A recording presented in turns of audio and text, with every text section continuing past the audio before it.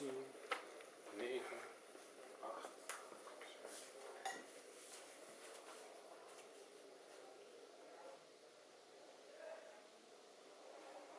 Roger, at Cross Media Lab at University of Applied Sciences in Utrecht, the last 2 years you've been researching the way museums communicate both online and online, offline and online.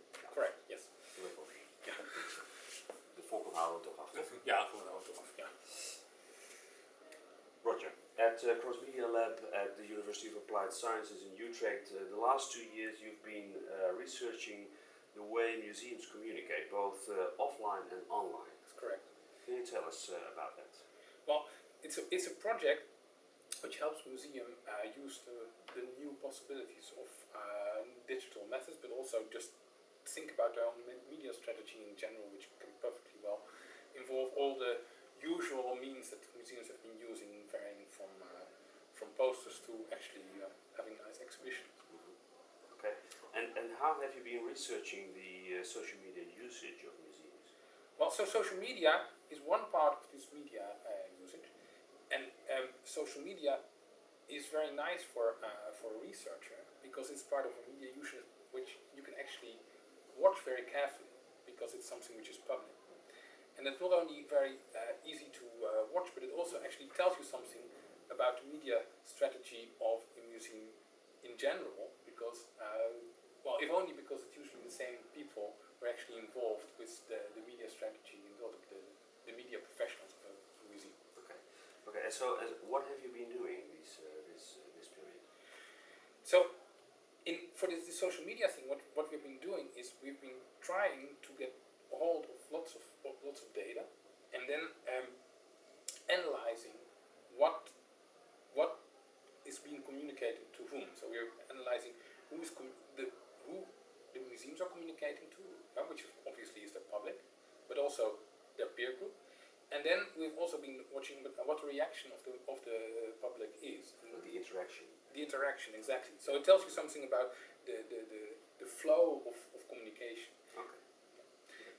Yeah. And it also involves the flow of the interaction between the museums themselves, which is sort of telling about, because it tells you something about the way geographic location is important for museums because they're born. Okay. Okay. So and what does that bring? This research. What does that bring for museums? So from museums, this I think is a general trend that you want to understand better what you're actually doing, and this is I think is a nice case study which shows what museums actually have been doing rather than what they're saying that they're doing, and it also tells you how the sector as a whole works, and it also so that's why I say it's sort of interesting to see how museums communicate among themselves, right? And in addition, we have developed these tools for doing this, and this tool is actually, we've created a nice user-friendly shell around it, so that museums can actually work.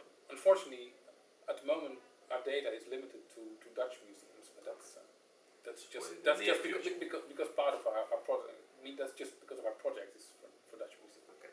And final question: why should all visitors come to your talk at the museum next? Well, first, because of course we have wonderful things to tell, but we actually want to demonstrate these tools. We will, but we also want to actually present results of our data analysis of a year worth of data collection on museums.